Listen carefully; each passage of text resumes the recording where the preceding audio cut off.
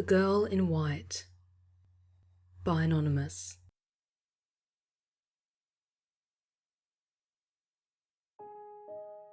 I was always a quiet child.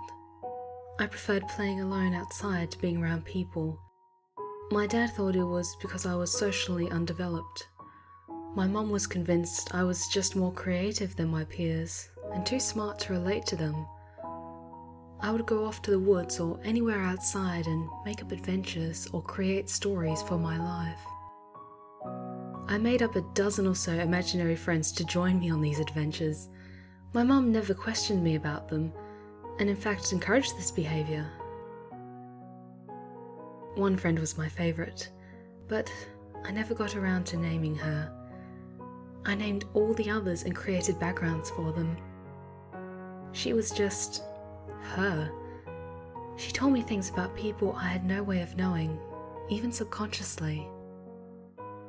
She was the one that never went away. She was a pale girl that always appeared to have just recovered from an illness. I guess I liked her best because she was quiet like me and watched people.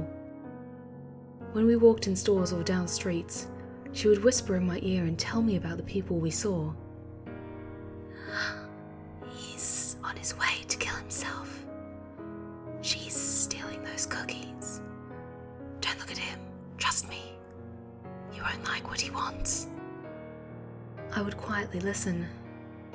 I never seemed to have to talk to her for her to know what I was going to say. All my other friends faded away when I started school. She stayed up until middle school, constantly telling me about each person's terrible secret. I found out who was abused, who was in love with whom, and who cheated on what test and when. I began writing everything she said in a small journal.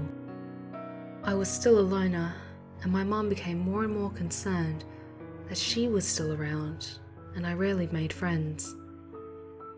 If I began to grow close to someone, she would tell me more and more about him or her until I couldn't stand the person.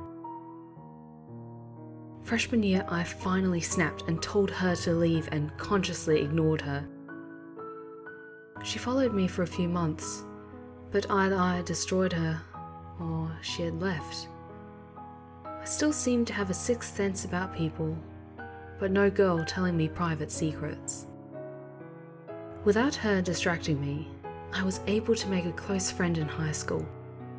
I never told my friend, Amy, about her, because I was already strange enough. I knew if Amy called crying that she was going to call, and why she was upset before she even dialed the phone. Amy liked this and relied on me for comfort and for warnings about bad boyfriends or friends. I was more than happy to warn this girl whom I loved. I'd like to think I was protecting her. My senior year, my Amy became annoyed with me.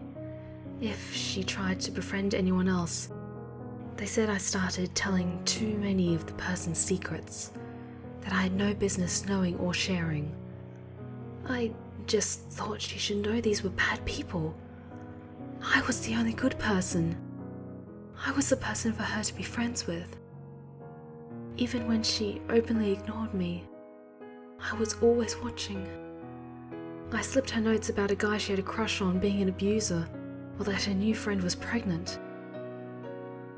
After a while, I started to waste away and always looked a little ill. I moved near Amy and was always near her. I began to look younger because I was so frail. Years later, I met a young girl in the woods outside Amy's house. She said she had no friends and liked being alone. Me too, I said. And tell your mom her new boyfriend is cheating on her.